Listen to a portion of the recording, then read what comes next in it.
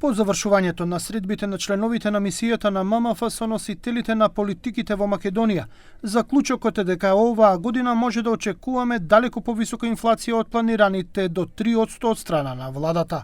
Ова изместување на проекциите се должи на кризата која настана поради нападот на САД и Израел на Иран. Очекуваниот ценовен шок кај енергијата се очекува да влијае негативно врз растот на економијата и повторно да создаде инфлаторни притисоци. Реалниот раст на бруто домашниот производ се очекува да се намали на 3,1% во 2026 година и на среден рок да се стабилизира околу потенцијалното ниво од 3%. Во исто време, повисоките глобални цени на нафтата се очекува да ја зголемат инфлацијата на околу 4,5% во 2026 година, што отвара прашања за достапноста на енергијата. ММФ оценува дека ризиците за економските изгледи се претежно негативни.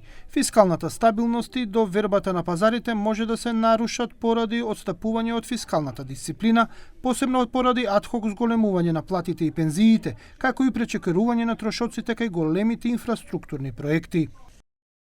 Мисијата ја поздравува определбата на властите да го намалат буџетскиот дефицит на 3,5% од бруто домашниот производ во 2026 година. Ова ќе помогне да се создадат фискални резерви за справување со шокови и ќе ја поддржи дезинфлацијата во услови на фиксниот девизен курс. Сепак без конкретни мерки во даночната политика и администрацијата, планираните зголемувања на приходите можеби нема да се реализираат, што би можело да доведе до дефицит од 4,2% од бруто домашниот производ.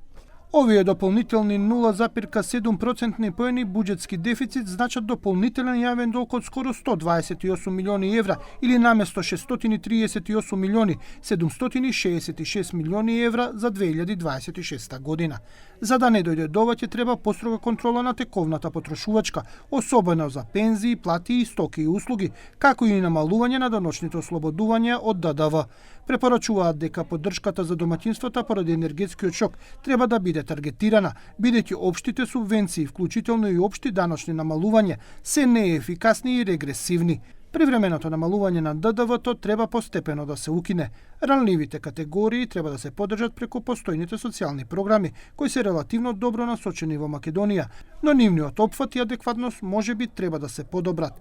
Дополнителните приходи од ДДВ поради повисоките цени на горивата може делумно да ги покријат трошоците.